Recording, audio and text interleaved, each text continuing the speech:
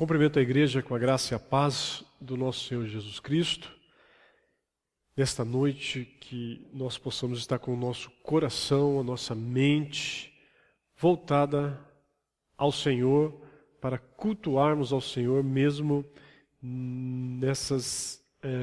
dessa forma, usando esses materiais que estão disponíveis para que possamos juntos compartilhar da palavra de Deus e adorar o Senhor. Que seu coração e a sua mente estejam voltadas ao nosso Senhor, ao nosso Deus, ao nosso Salvador Jesus Cristo. A palavra de Deus diz em Gálatas 5:22, mas o fruto do Espírito é amor, alegria, paz, longanimidade, benignidade. Amor, alegria. O fruto do Espírito é alegria também. A alegria é um dos aspectos do fruto do Espírito Santo. A alegria, ela tende a depender das circunstâncias, mas ela pode ser também permanente. Como isso é possível? Quando nós, cristãos, levamos uma vida de comunhão a sério com o nosso Deus, a despeito de qualquer circunstância, nós podemos viver alegres. O livro de Provérbios, capítulo 15, diz: o coração alegre aformoseia o rosto, mas com a tristeza do coração o espírito se abate. Lucas 6, diz a palavra de Deus: o homem bom, do bom tesouro do coração, tira o bem, e o mal, do mau tesouro, tira o mal. Porque a boca fala do que está cheio o coração. Filipenses capítulo 3 e capítulo 4, o apóstolo Paulo escreve: Quanto ao mais, irmãos meus, alegrai-vos no Senhor. Alegrai-vos sempre no Senhor. Outra vez digo, alegrai-vos, alegrai-vos. O hábito de resmungar, de se queixar e ter uma tendência ao negativo, reflete em parte a qualidade ou a falta de qualidade da sua vida espiritual, da sua comunhão com Deus. A alegria do Senhor é a nossa força, diz Neemias 8:10. A alegria do Senhor é a nossa força. É aquilo que nos move, nos motiva, nos impulsiona, nos fortalece. A alegria do Senhor é a nossa força. Por isso devemos estar atentos às estratégias de Satanás para roubar a nossa alegria. E jamais devemos deixar de buscar a alegria na fonte correta, no Senhor Jesus Cristo, e não em outras coisas. Pois se perdermos a alegria do Senhor, perdemos a força, perdemos a motivação. Quanto ao mais, irmãos meus, alegrai-vos no Senhor. Alegrai-vos no Senhor. Nós vamos louvar ao Senhor com 2 cânticos nesta hora.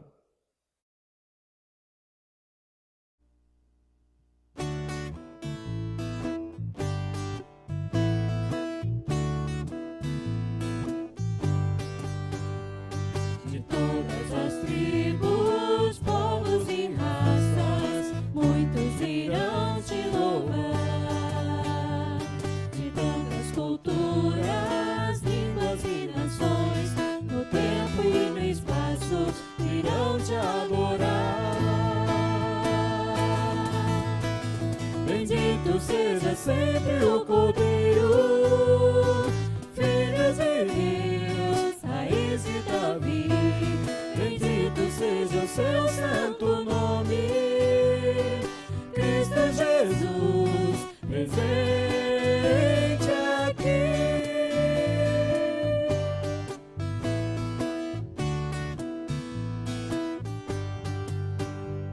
Remidos comprados, grande multidão, muitos irão te louvar.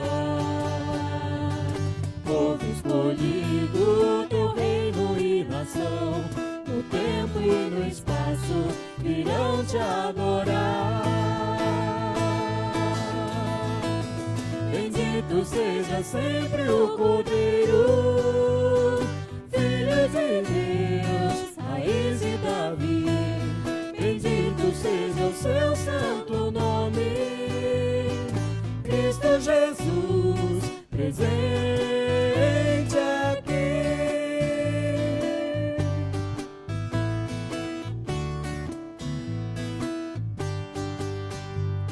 E a nós só nos cabe tudo dedicar, oferta suave ao Senhor. Dons e talentos queremos consagrar, e a vida no teu altar, pra teu louvor. Bendito seja sempre o Cordeiro, Filho de Deus, raiz de Davi.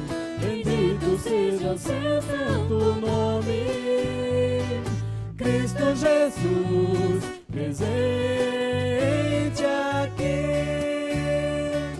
Cristo Jesus, presente aqui.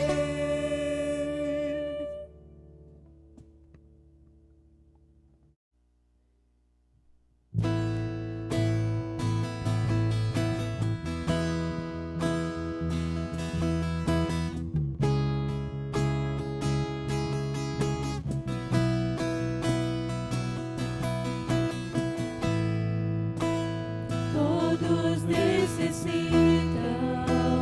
de um amor perfeito, perdão e compaixão.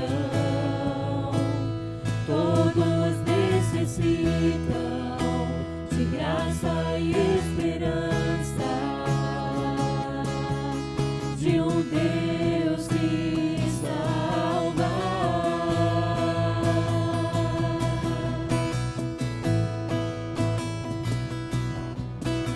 Cristo move as montanhas e tem poder para salvar, tem poder para salvar, para sempre, autor da salvação.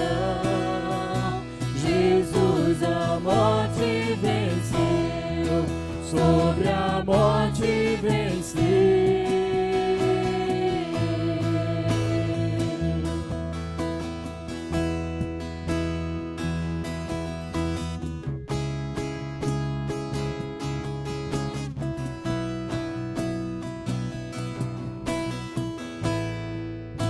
Me aceitas com os meus medos, falhas e temores. Enche o meu viver, a minha vida entrego pra seguir teus passos. A ti me rendo.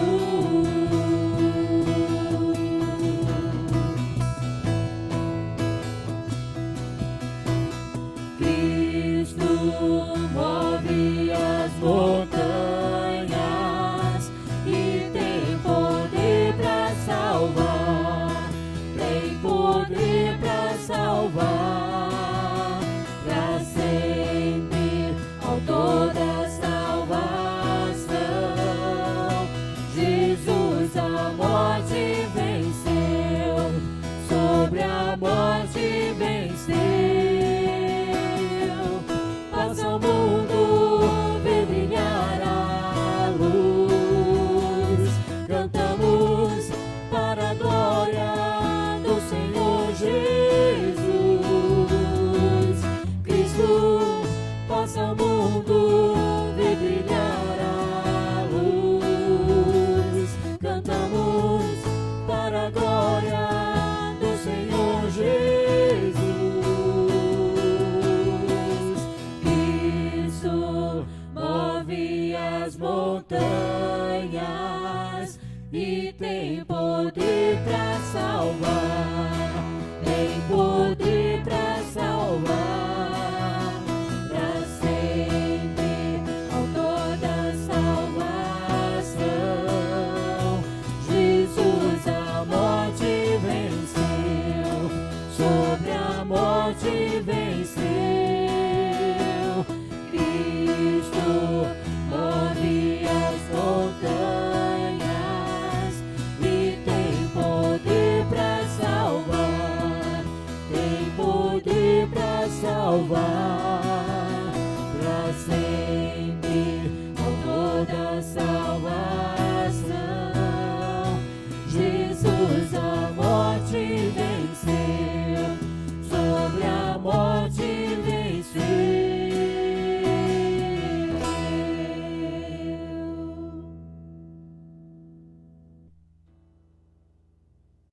Tenho alguns avisos para dar para a igreja nesta noite.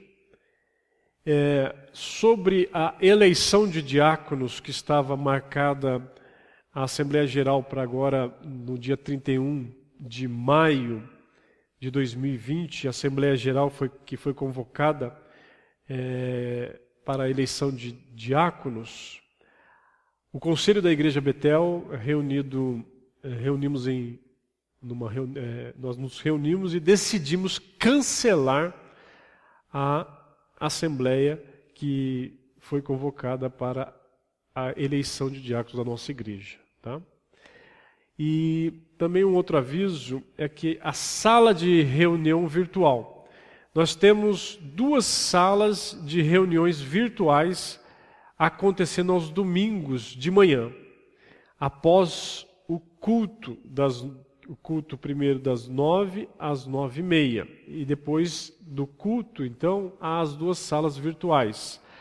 Uma sala é a sala de catecúmenos, doutrina básica da fé cristã, que acontece das 9h40 às 10h40, com o professor presbítero Nivaldo. E a outra sala é com o presbítero Dionísio, seminarista presbítero Dionísio, que eles estão estudando o tema Espírito Santo. E essa sala virtual acontece das 11 ao meio-dia. E o link do aplicativo que está sendo realizado essas salas virtuais, o link do aplicativo Zoom, será disponibilizado para a participação de todos que quiserem participar pelo WhatsApp da IP Betel Comunica, ok? E mais um agradecimento, né, aos irmãos que têm cooperado e com cestas básicas, alimento para a nossa igreja. É uma informação, com a graça de Deus, nós, e com a ajuda dos irmãos, nós distribuímos 148 cestas no mês de maio, até hoje, tá? 148 cestas no mês de maio, até hoje foram 148 cestas, 148 famílias, né, assistidas com cestas básicas para suas necessidades. Que Deus abençoe a todos os irmãos que participaram, estão participando, e que nós possamos ainda, com a graça de Deus, com a ajuda de Deus, poder assistir mais famílias. Que Deus abençoe a todos. Eu vou orar, e nesta noite, quem trará a mensagem para nós será o reverendo Robério, da Igreja Presbiteriana Betel de Feira de Santana, da Bahia. Ano passado ele esteve conosco, e eu fiz um convite a ele, e ele gravou um vídeo, uma mensagem para nós, compartilhando a palavra de Deus conosco. E antes do reverendo Robério trazer a mensagem para nós, nós vamos cantar o hino de número 21. Hino de número 21, Louvor ao Deus de Abraão.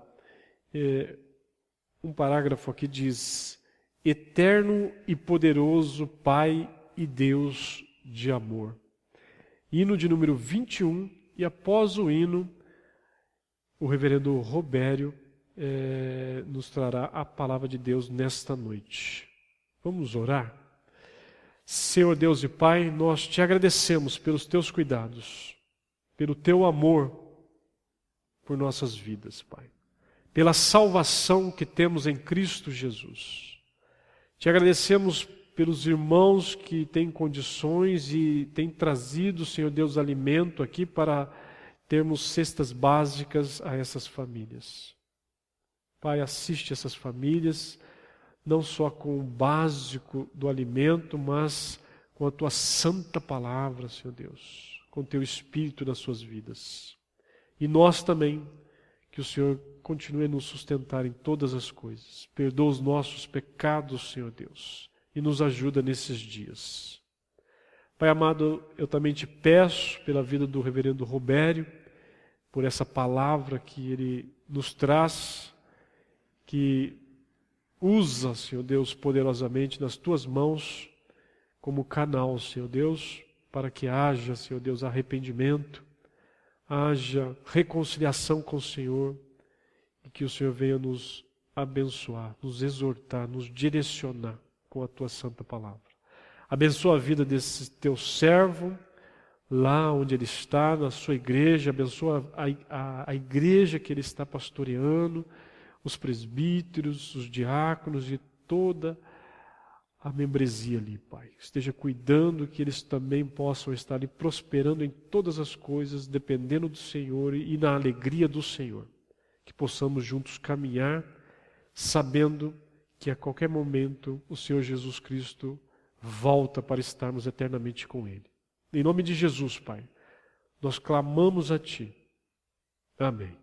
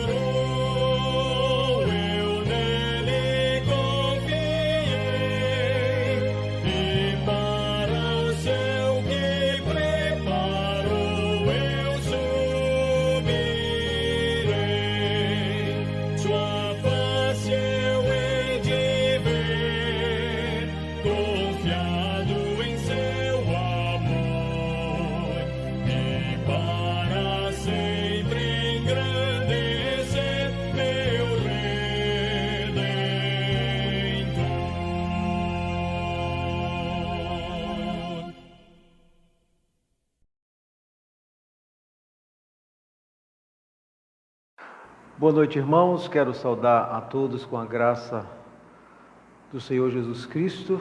É um grande prazer poder estar com os irmãos nessa noite. Em primeiro lugar, eu gostaria de agradecer ao convite, tanto do pastor como do conselho da Igreja Presbiteriana Betel, em São José dos Campos. E com certeza essa é uma grande honra para mim, estar trazendo a palavra do Senhor para os irmãos. Espero que todos estejam bem, mesmo nesses dias tão difíceis, mas que os irmãos estejam em paz, na graça do Senhor. Isso que você está vendo atrás não é uma homenagem que eu estou fazendo a vocês, ok? É porque a igreja aqui também se chama Igreja Presbiteriana Betel, em Feira de Santana.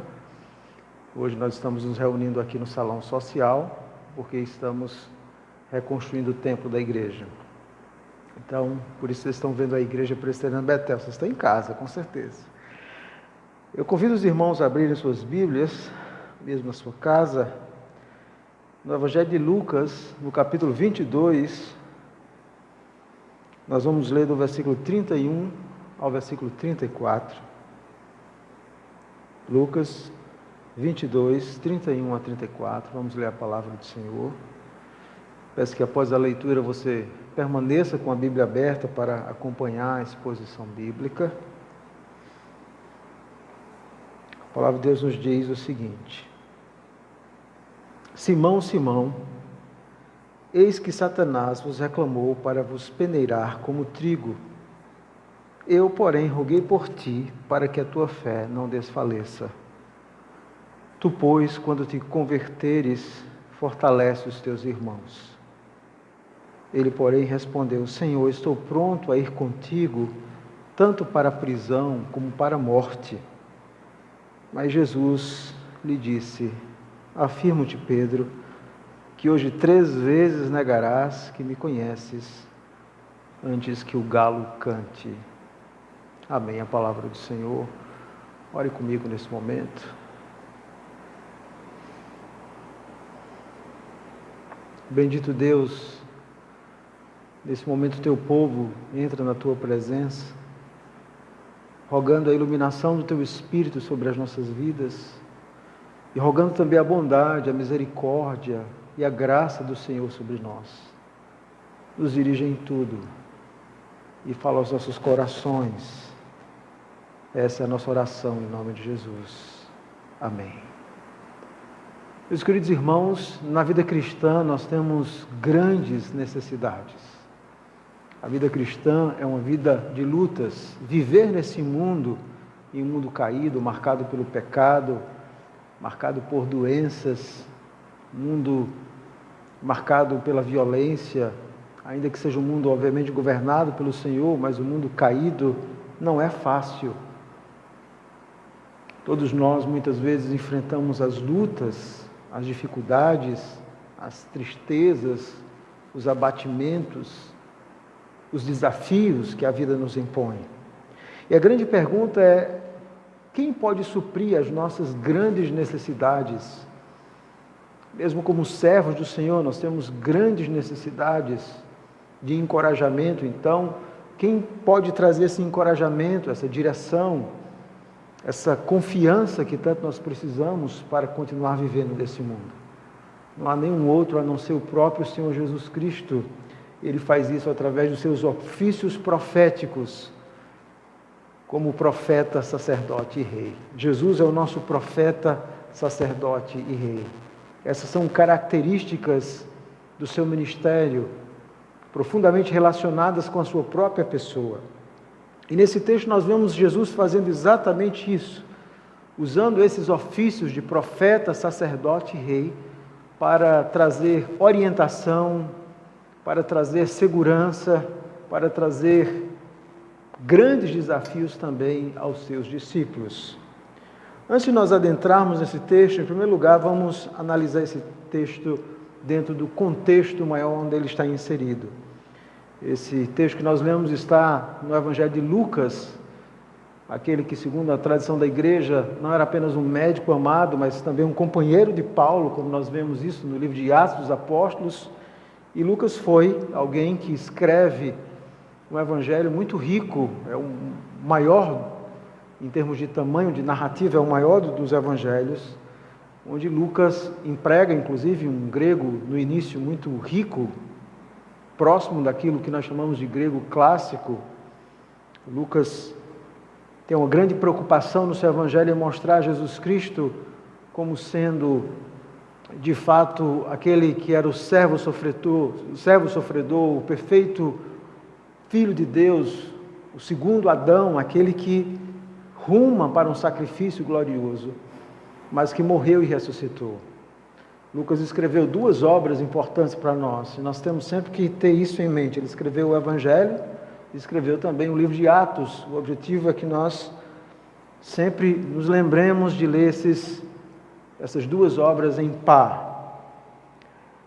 Dentro do contexto específico desse texto, nós estamos no momento aqui do livro onde o Senhor Jesus está caminhando para a sua crucificação, para a sua via dolorosa.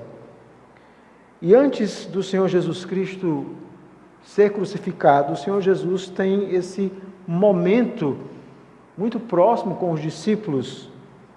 É o momento da ceia do Senhor. Observe agora o contexto específico no versículo 19 até o versículo 23.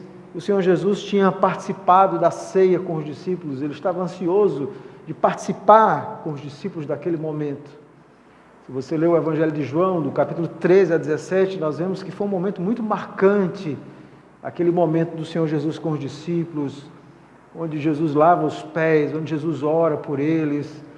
Foi um momento muito marcante. E o Senhor Jesus, então, está naquele último momento de ceia do Senhor. Mas o que nos chama a atenção, observe na sua Bíblia, por favor, que logo após a ceia do Senhor, do versículo 19 a 23, no versículo 24, após a ceia do Senhor, os discípulos começam a discutir entre eles quem deles parecia ser o maior. Veja que coisa! Logo após a ceia do Senhor, após o Senhor Jesus ensinar a eles uma lição de humildade, lavar os pés, orar por eles, adverti-los, instruí-los, logo após o Senhor Jesus ter esse momento especial de ceia, trazendo profundas lições a respeito da nova aliança que estaria sendo ali iniciada com o sangue derramado na cruz do Calvário, e logo após, isso é assustador, logo após os discípulos estão discutindo quem dentre eles era o maior.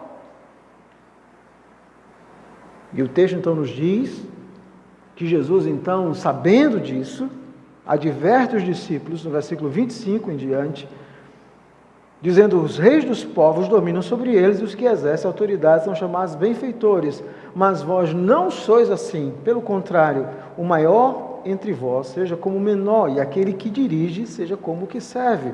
E o Senhor Jesus então começa a instruir os discípulos, e é dentro desse contexto que o Senhor Jesus se dirige a eles no versículo 31, eu quero chamar a sua atenção agora do texto que nós lemos, o alvo da nossa exposição nessa noite, 31 a 34, é nesse contexto que Jesus então diz e se dirige a Simão, que era uma espécie de líder dali do grupo. Ele não era, como a Igreja Católica diz, o Papa, mas ele tinha uma liderança natural. Jesus se dirige a ele no versículo 31 e aos demais e diz: Simão, Simão, eis que Satanás vos reclamou. Observe que Jesus inclui os demais apóstolos e possivelmente alguns outros discípulos que talvez ali tivessem. Simão, Simão, eis que Satanás vos reclamou para vos peneirar como trigo. Ou seja, Jesus percebe, Jesus está atento que por detrás de toda aquela discussão, Jesus percebe algo que eles não tinham percebido ainda. Jesus percebe a mão do tentador, de Satanás, do inimigo, que tinha um grande propósito de destruir a vida daqueles discípulos, peneirá-los como trigo. E é dentro desse contexto, então, que nós vemos, no versículo 31 ao versículo 34, Jesus agindo com os seus ofícios. E eu quero convidar os irmãos para meditar sobre o seguinte tema: como o Senhor Jesus supre as nossas necessidades através dos seus ofícios. Repetindo, como o Senhor Jesus supre as nossas necessidades através dos seus ofícios. E nós vemos aqui primeiro Jesus como profeta, advertindo os discípulos: Simão, Simão, eis que Satanás vos reclamou para vos peneirar como trigo. Nós vemos uma profética admoestação do Senhor. Em segundo lugar, no versículo 32, nós vemos Jesus falando como um sacerdote, como aquele que intercede pelo seu povo. Eu, porém, roguei por ti para que a tua fé não desfaleça. Jesus, como sumo sacerdote, diz que estava intercedendo especificamente por Pedro. Obviamente, Jesus orava por mais discípulos, mas a frase singular aqui mostra a grande preocupação do Senhor Jesus com Pedro. E em terceiro lugar, na parte B do versículo 32, nós vemos a autoridade real do Senhor Jesus, quando ele diz: tu, pois, quando te converteres, fortalece os teus irmãos. Jesus está dizendo a Pedro que ele iria cair, e Jesus vai dizer de forma muito clara nos versículos 33 e 34 que Pedro ia negar o Senhor Jesus, mas Jesus diz que quando ele se arrependesse, ele deveria fortalecer os seus irmãos. Jesus está falando como um rei: Pedro, você vai cair, mas quando você se arrepender, eu vou usar você para fortalecer os seus irmãos. Jesus fala como um rei. Só um rei pode falar de acontecimentos futuros dessa forma, com total soberania. Aqui nós vemos a autoridade real do Senhor Jesus. Deixe-me repetir para os irmãos, nesse texto nós encontramos exatamente como o Senhor Jesus supre as necessidades do seu povo através dos seus ofícios. Primeiro, no versículo 31, nós vemos a sua profética admoestação. Segundo, no versículo 32, a sua sacerdotal intercessão. E na parte B do versículo 32, até o versículo 34, nós vemos a sua autoridade real. Vamos analisar em primeiro lugar o versículo 31. Observe comigo. Observe que o Senhor Jesus começa com uma dupla admoestação: Simão, Simão. Quando nós encontramos essa repetição no Novo Testamento, e também é comum no Antigo Testamento, isso indica a ideia de ênfase. Era a forma que os judeus usavam para fazer o superlativo. Por isso que nós encontramos lá em Isaías 6, santo, santo, santo, 3 vezes, ou seja, santíssimo. E aqui essa repetição, Simão, Simão, mostra que o Senhor Jesus está chamando a atenção de Pedro para algo que ele e os demais discípulos não estavam observando. Eles estavam desatentos. Eles não haviam percebido ainda a essência do cristianismo, mas eles não haviam também percebido os terríveis inimigos do cristianismo. Paulo vai falar a respeito disso em Efésios capítulo 2. Paulo aponta 3 terríveis inimigos que nós temos. Nós temos o mundo caído, nós temos a nossa própria natureza pecaminosa, mas nós também temos Satanás, os anjos caídos, aqueles que buscam tentar e destruir o povo de Deus, e os discípulos estavam desatentos. E a prova disso é que eles estavam discutindo a respeito de quem deles era o maior. Eles estavam tendo atitudes carnais, pecaminosas, e Jesus então percebe que Satanás, como um lobo, estava perto do seu rebanho. E Jesus então os adverte: Simão, Simão, Simão, Simão, cuidado, Simão, presta atenção. O autor dos Hebreus diz que Deus falou no capítulo 1, versículo 2, várias formas, de muitas maneiras, aos pais pelos profetas, mas nos últimos dias ele nos fala pelo Filho, a quem constitui o herdeiro de todas as coisas. Ou seja, Jesus é por excelência o profeta de Deus, o profeta final de Deus. Se você abrir a sua Bíblia, na epístola de 1 Pedro, no capítulo 1, Pedro vai nos ensinar algo ainda mais profundo a respeito desse ministério profético do Senhor Jesus. Em 1 Pedro capítulo 1, versículo 11, ele diz assim, e falando daqueles homens do Antigo Testamento que profetizavam a respeito do Senhor Jesus, ele diz assim: investigando atentamente qual a ocasião ou quais as circunstâncias oportunas indicadas pelo Espírito de Cristo que neles estava, ao dar de antemão testemunho sobre os sofrimentos referentes a Cristo e sobre as glórias que o seguiriam. Então Pedro está dizendo que aqueles profetas do Antigo Testamento, eles também falavam através do Espírito de Cristo. Cristo é o Logos, é a voz de Deus, não apenas aquela voz que cria todas as coisas, mas também aquela voz profética no Antigo Testamento. Era a voz de Cristo. Cristo sempre foi o profeta de Deus, usando, obviamente, aqueles profetas do Antigo Testamento.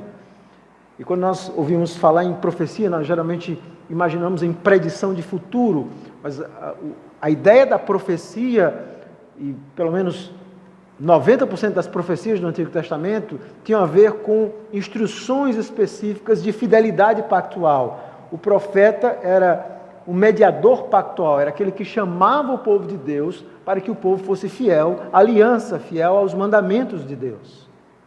E Jesus, então, é, por excelência, agora quando ele vem, esse profeta final. No Novo Testamento nós encontramos também Paulo dizendo em Efésios, capítulo 2 e 3, que a igreja do Novo Testamento ela está edificada sobre o fundamento dos apóstolos e profetas, ou seja, logo no início da igreja cristã nós tínhamos profetas, eles lançaram o fundamento da igreja, eles foram usados juntamente com os apóstolos para explicar a igreja da nova aliança eles não tinham ainda o cânon, todos os livros do Novo Testamento, eles foram usados para explicar esse mistério que estava oculto. Obviamente, quando você vai construir uma casa, você coloca o fundamento, você coloca apenas uma vez. Fundamento só se coloca uma vez. E é por isso que nós não temos hoje, após o encerramento do cânon, nós não temos mais profetas naquele sentido veterotestamentário também do Novo Testamento, embora Deus ainda fale ao seu povo hoje pela sua palavra. Mas aqui Cristo está falando como profeta, trazendo uma orientação clara para o seu povo. Mas aqui nós não temos uma dupla demonstração. Essa palavra que você está vendo na sua Bíblia, no versículo 31, Simão, Simão, eis, essa palavra eis, na língua grega, literalmente idou, significa presta atenção. Presta atenção. Então, aqui nós temos uma tripla demonstração. Jesus está dizendo, Simão, Simão, presta atenção, cuidado. Eis que Satanás vos reclamou para vos peneirar como trigo. Jesus usa uma metáfora que era muito conhecida na época, a ideia do joirá. O objetivo dessa lição, do que Jesus quer ensinar aos discípulos, é que Satanás queria levar os discípulos à bancarrota espiritual, ele queria destruir os discípulos. E como ele estava fazendo isso, plantando no coração deles, lançando na mente deles, esses pensamentos terríveis de quem deles era o maior, semeando discórdia entre eles. Jesus percebe que por detrás daquilo tinha a própria mão de Satanás. E Jesus então adverte, cuidado, presta atenção, Satanás ele quer destruir vocês. E da mesma forma hoje o Senhor Jesus tem levantado os seus pastores, aqueles que não são profetas no sentido veterotestamentário, também conforme aqueles profetas que existiram no Novo Testamento, mas tem essa função profética. O Senhor Jesus tem levantado esses pastores, os pregadores da palavra, para advertir o seu povo, para advertir você hoje. Cuidado, presta atenção. O Senhor Jesus tem dito ao seu povo, à sua igreja, cuidado, Satanás ele quer destruir você, ele quer destruir a sua vida. Em tempos de Covid-19, nós estamos muito preocupados com esse terrível vírus. Mas Satanás é capaz de plantar no coração do pecador um vírus muito mais mortal. O vírus do orgulho, da autossuficiência. A ilusão de um pecador achar que pode viver sem Deus, a parte de Deus. Esse é um vírus mais mortal, porque não apenas tem uma implicação para essa vida, mas tem implicação para toda a eternidade. E o Senhor Jesus está dizendo, cuidado. Simão, presta atenção. Meus irmãos, na vida cristã, o Senhor Jesus está sempre nos advertindo. Como Paulo diz, a nossa luta não é apenas contra o sangue e a carne. Nós temos terríveis inimigos. Satanás, obviamente, ele não é onisciente, mas ele é um estudioso da natureza humana, ele sabe exatamente como nos tentar. Ele é chamado de tentador, de acusador, do inimigo dos filhos de Deus. Ele engana. Como Paulo diz muitas vezes, ele é capaz de se transformar em anjo de luz.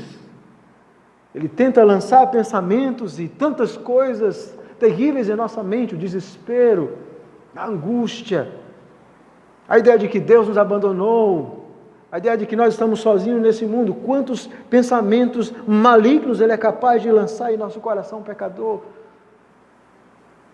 O desejo de autossuficiência, Satanás e o Senhor Jesus está dizendo, cuidado, preste atenção, ele quer destruir a vida de vocês. Satanás quer destruir a vida de cada um de vocês, não apenas aqui, mas também aí em São José dos Campos. Pastor, liderança, presbíteros, diáconos, famílias. O objetivo dele é destruir.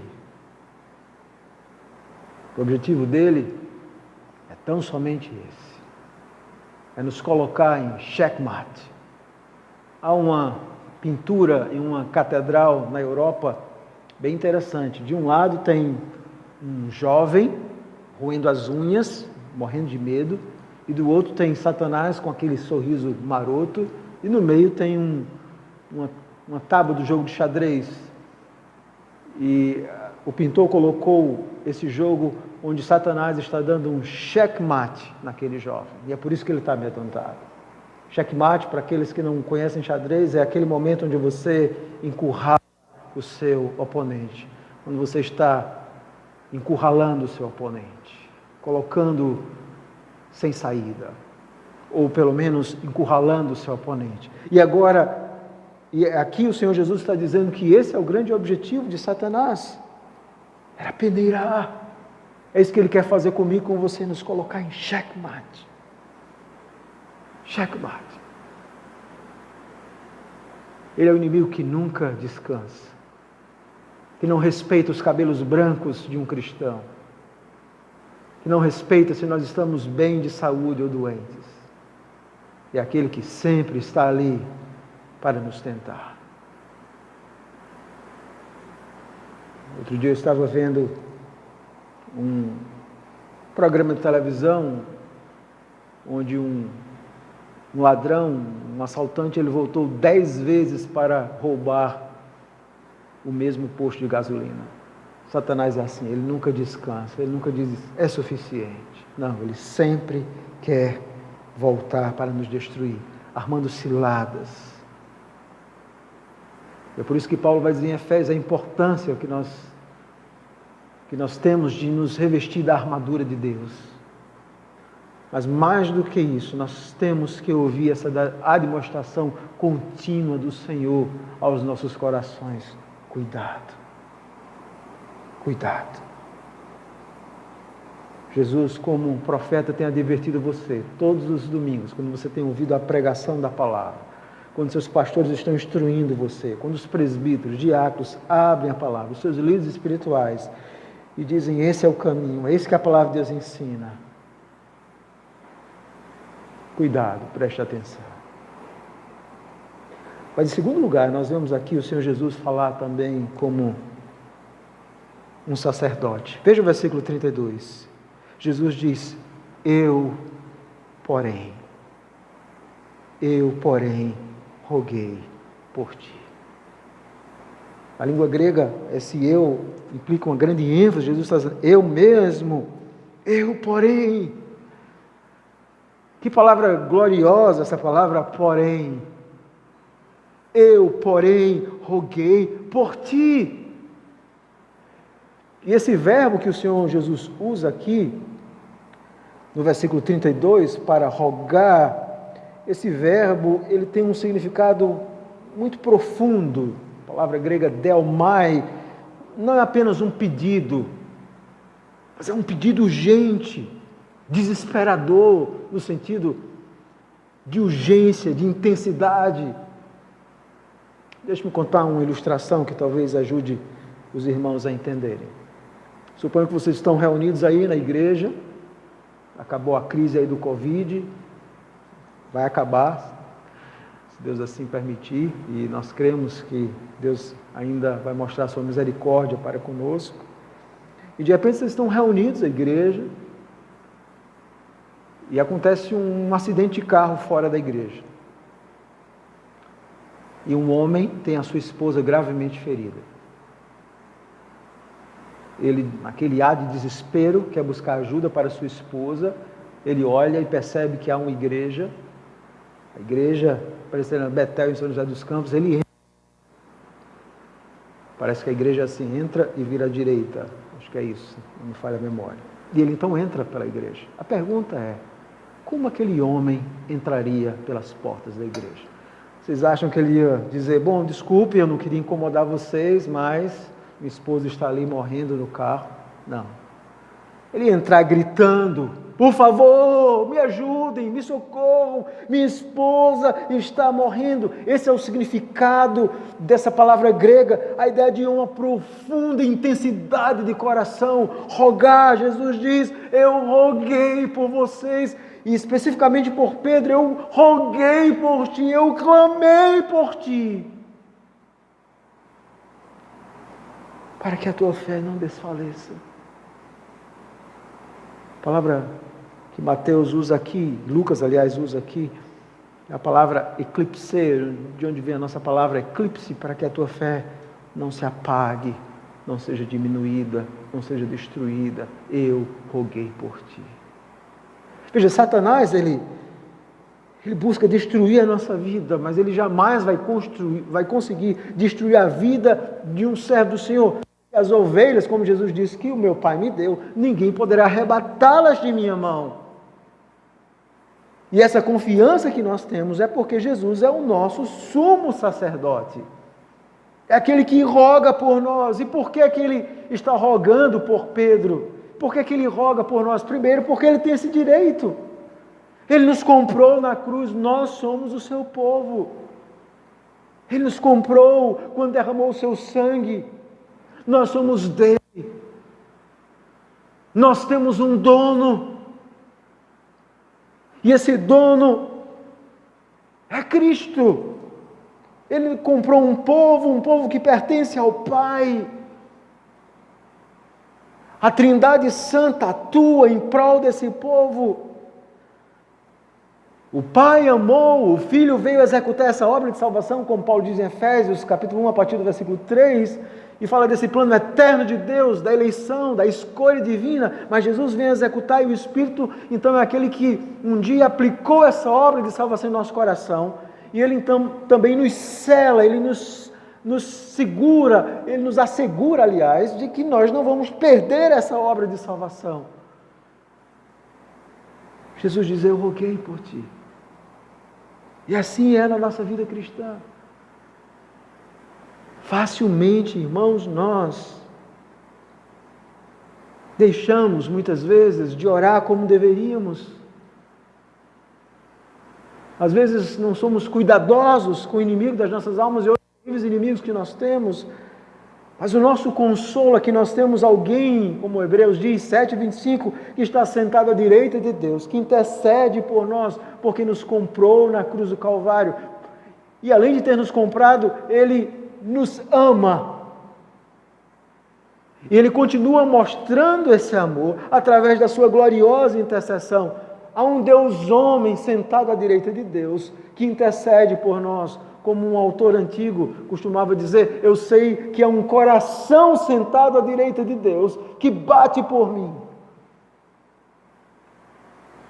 E é isso que faz toda a diferença em nossa vida. E é isso que nos ensina, e você e eu, nós nunca devemos esquecer isso, que as grandes vitórias na vida cristã não são graças a nós mesmos, mas são graças àquele que intercede por nós na cruz do Calvário. É graças, e tão somente graças a Ele. Ele é o nosso glorioso sumo sacerdote. Ele rogou por Pedro para que a sua fé não desfalecesse. Essa é a nossa esperança. A nossa esperança está nele. A nossa esperança está em Cristo.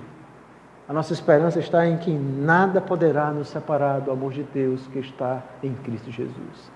Nem as coisas do presente, nem do porvir, nem poderes, nem altura, nem profundidade, nem a morte, nem a vida. Absolutamente nada poderá separar você, cristão, do seu Salvador. Nada.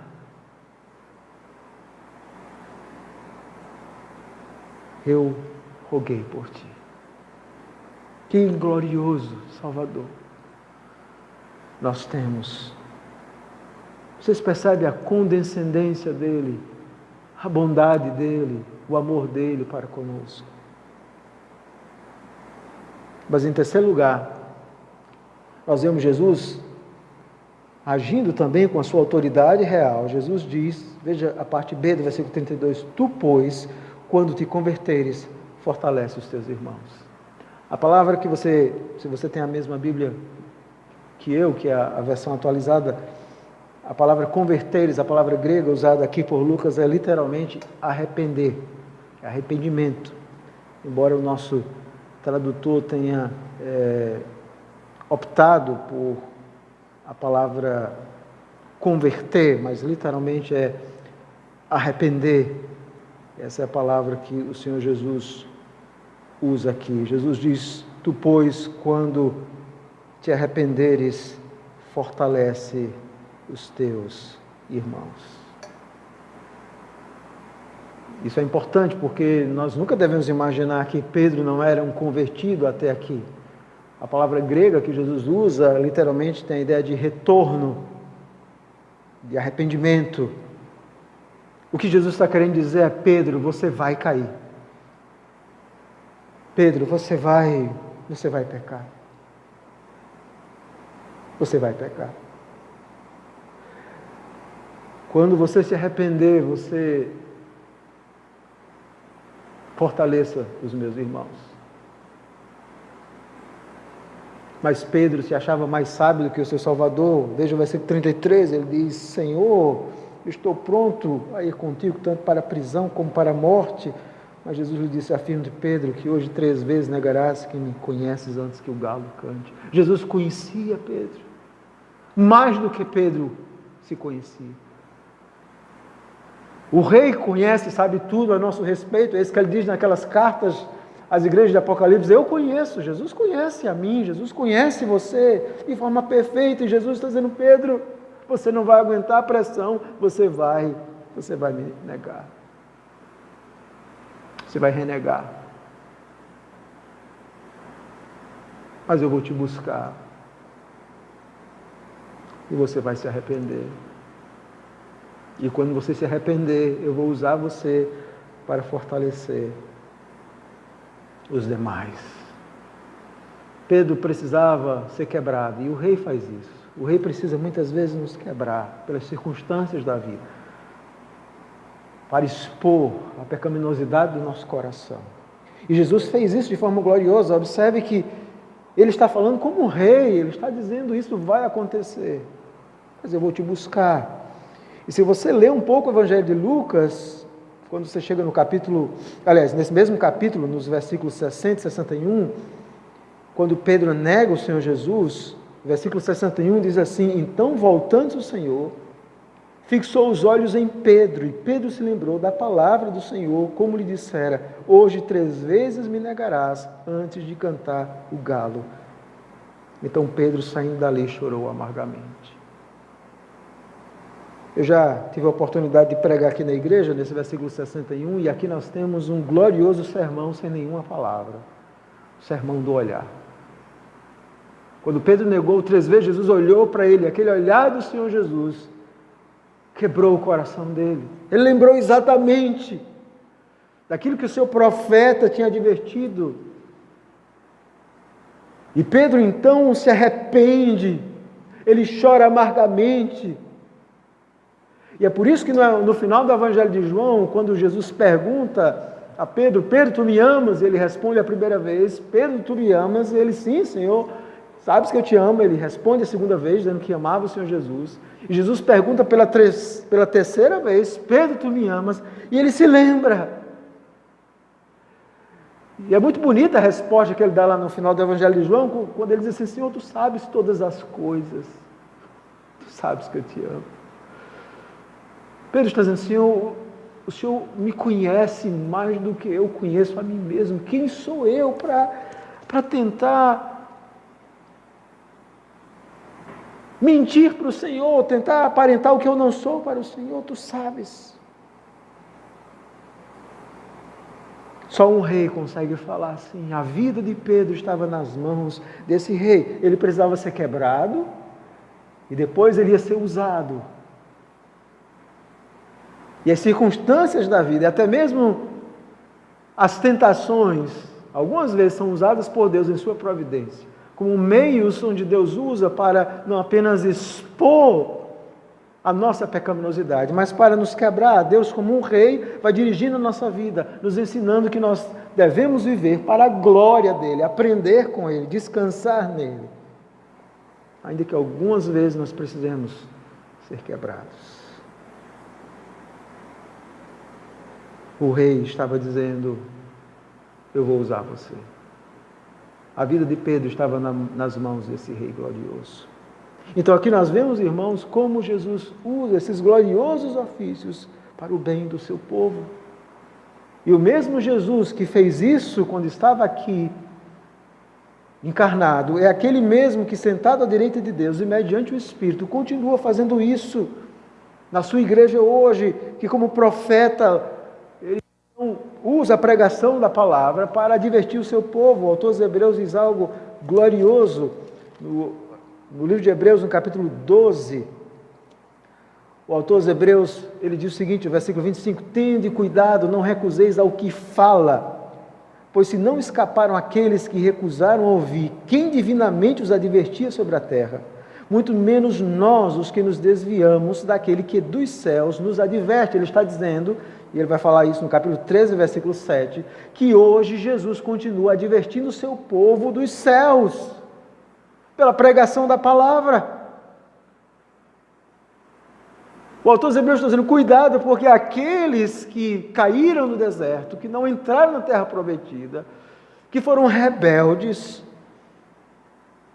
eles recusaram ouvir a voz de Deus e do profeta Moisés. Imagine nós que estamos na nova aliança, que temos uma responsabilidade muito maior, porque agora Deus está nos falando pelo Filho, e Ele fala isso hoje pela pregação da palavra. Capítulo 13, versículo 7, ele diz, lembrai-vos dos vossos guias, os quais vos pregaram a palavra. Deus continua falando ao nosso coração, e Ele continua nos advertindo como profeta, sacerdote e rei.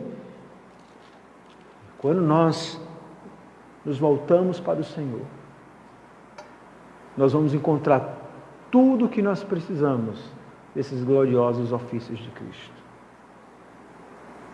Como está a sua vida com Deus? Talvez a sua vida esteja sendo marcada pelo pecado, pelo distanciamento do Senhor. Mas o Senhor convida você nesse momento, nessa hora, para que você se arrependa e se volte para Cristo.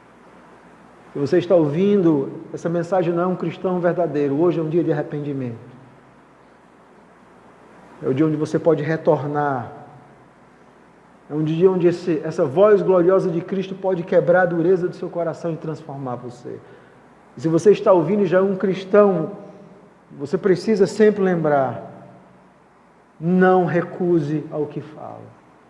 Hoje, se ouvis a minha voz, não endureçais o vosso coração. Cuidado, presta atenção.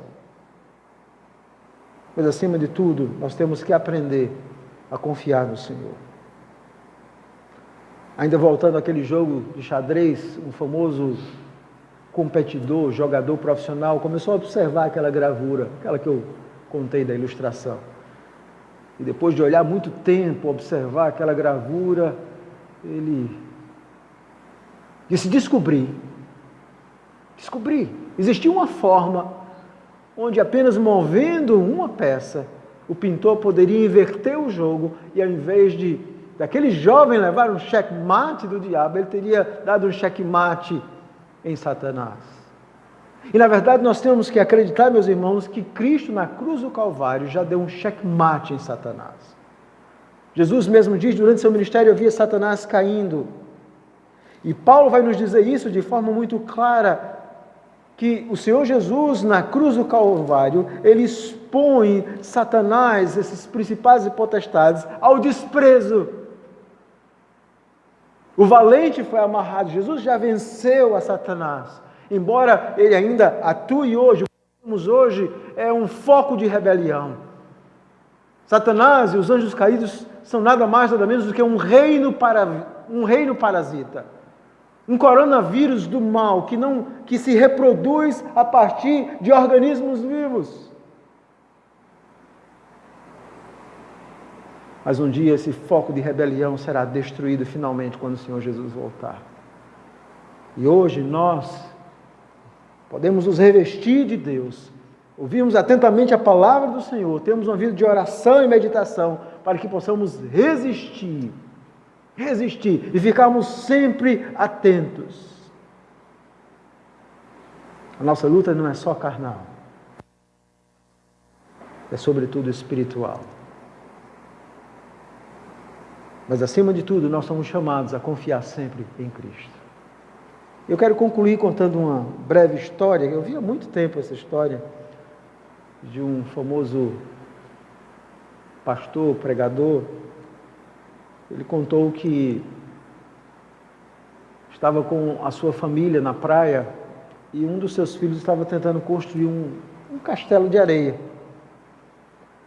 Só que a criança fazia aquele castelo muito próximo ao mar. E sempre quando ela dava as costas, a água do mar vinha e destruía tudo.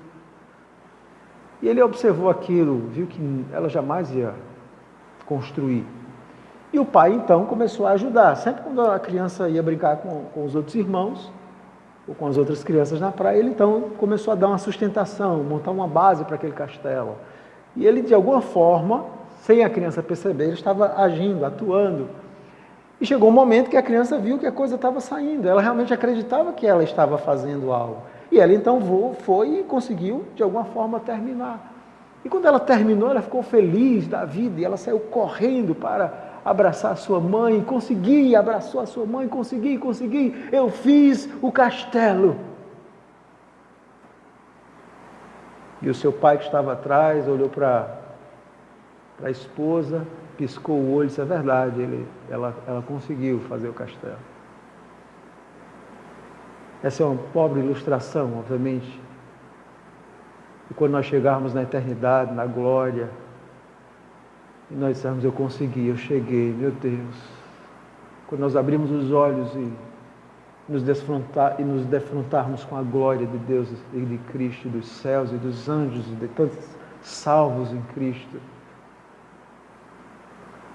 E Jesus, é verdade, você conseguiu. Porque nós sabemos que, na verdade, tudo foi obra dele. Nós fomos eleitos neles antes da fundação do mundo. Nós fomos salvos por ele na nossa história. Nós fomos sustentados por ele. Nós vamos entrar na glória por causa dele. Portanto, a glória é tão somente dele, de Cristo. Essa é a grande lição que nós vamos aprender. Mas quando nós chegarmos na glória, hoje nós temos ouvido essas vozes de homens que pregam a palavra, mas um dia nós vamos ouvir a voz do nosso Salvador na glória. A voz gloriosa: vinde a mim, benditos de meu Pai. Um dia hoje nós temos a certeza que Ele intercede por nós, mas quando nós estivermos na glória, nós vamos ver ver como João diz, como Ele é, nós vamos ver as suas mãos, pelo menos as marcas dos cravos, como João diz em Apocalipse 5, eu vi um cordeiro como tendo sido morto. Nós vamos ver como Ele é, nós vamos ver, e se Ele estender as mãos, nós vamos ver aquelas marcas, as marcas do seu amor por nós. Estaremos com Ele para toda a eternidade, Ele será o nosso Rei eternamente. Não mais dor, não mais lágrimas, não mais morte, não mais doenças. Estaremos eternamente com o Senhor Jesus. Maranata, que Ele venha. Que Deus aplique essa palavra, meus irmãos, em nossos corações. Vamos orar ao Senhor. Bendito Deus, nós louvamos o Teu nome, que é santo, vivo, justo e verdadeiro. Obrigado pela Tua palavra, que tanto nos edifica. E agora eu peço que o Senhor esteja abençoando grandemente a vida da Igreja Presbiteriana Betel em São José dos Campos. Abençoando os pastores, presbíteros, diáconos, cada família, cada membro da Igreja. Protegendo-os nesses dias tão difíceis, mas também guiando o Teu povo, a Tua Igreja. Tenha misericórdia de nós. Nos guarda dos dias maus. Abençoa aqueles que estão padecendo, enfrentando dificuldades. Aqueles que muitas vezes, mesmo nessas horas tão difíceis, não são deixados pelo tentador, que mesmo nessas horas busca peneirar as suas almas. Tenha misericórdia desses. Quem me adora ao sofrimento, ao medo, precisam ainda experimentar muitas vezes a tentação. Protege e guarda o Teu povo. Essa é a nossa oração, em nome do Senhor Jesus. Amém. Deus abençoe os irmãos e espero um dia que possamos nos ver novamente pessoalmente. Ou se não, nos veremos na glória. Deus abençoe a todos.